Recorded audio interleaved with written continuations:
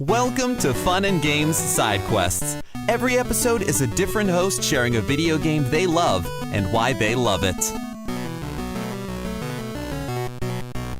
My name is Jiggylookback. I'm a YouTube partner and make tons of videos. If you're a fan of Rareware games, especially on the N64, chances are you've probably seen one of my videos at some point. I've done everything from reviews to comparisons to theories. I've been so thankful and grateful to have grown my channel and interacted, collaborated, and met so many wonderful creators. All I want to do is spread the love of games. And with that love, I tend to flock around the N64 era of gaming as it's my favorite.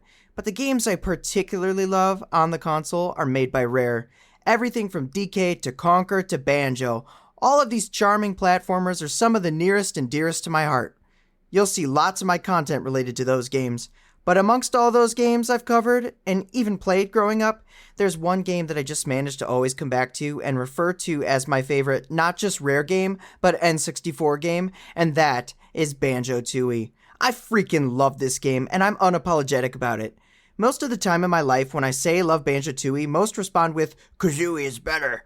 And to that I say it's completely subjective and Kazooie may be more balanced overall, but there's only one game where I can transform Kazooie into a mother-grabbing dragon and shoot grenades out of my butt, and that is Tooie.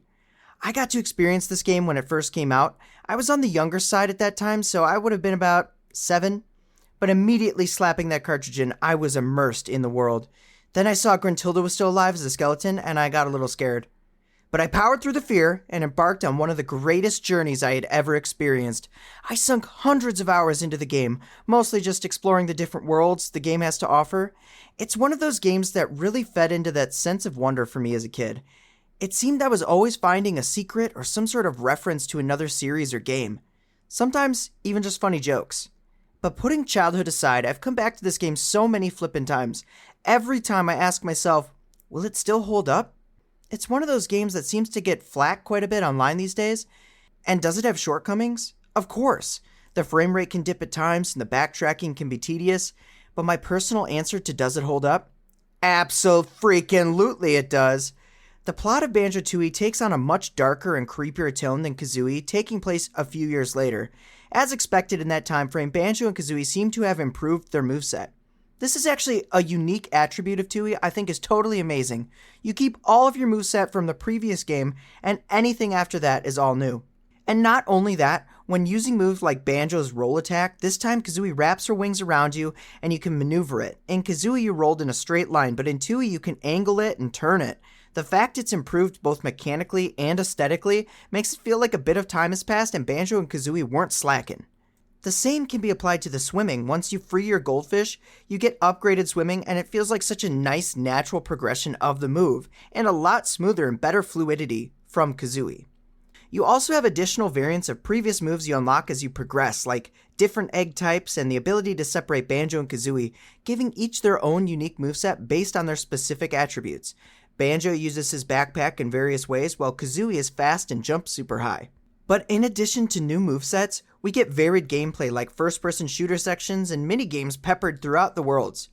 Aside from all that, we also get an expanded cast from Kazooie, introducing 2 lost sisters of Gruntilda, Minjella and Blabelda, King Jingling, the king of the Jinjos, further expanding the lore of the actual Jinjos themselves, Jam Jars, Bottle's brother, Humba Wumba, who replaces Mumbo for transformations, but Mumbo's still here and he is now himself a playable character. This game has even more new characters than I mentioned, and it has a lot of new bosses. Whereas in Kazooie you only have a handful of bosses, Tooie strives to give you a unique boss for every world.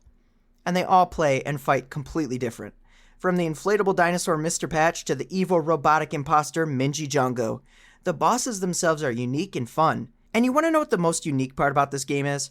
The giant interconnected world.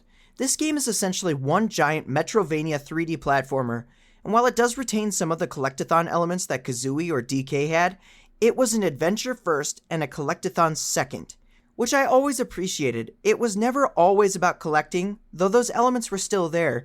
It was purely about exploring and completing quests. That true sense of childlike wonder, like I mentioned earlier, is captured in this adventure. Every world is unique and special. Now, some are better than others, but every world is unique and full of charm. From Mayhem Temple to Hailfire Peaks, Banjo Tooie creates this one big, cohesive world connected by its overarching hub, the Isle o' Hags. Each level has multiple ways it will somehow connect to another level.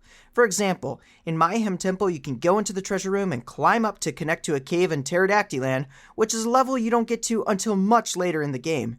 Tooie is filled with that stuff. The time the developers took to connect and map out all of these levels really blows my mind, especially for an N64 title. And the music? Oh man, don't get me started. This is some of Grant Kirkhope's best work, and that's saying something. From the happy Jinjo Village tune that gets stuck in your head for years, to the techie industrial tone of Grunty Industries, you get caught up in believing that that's how the environment would sound naturally if you were there.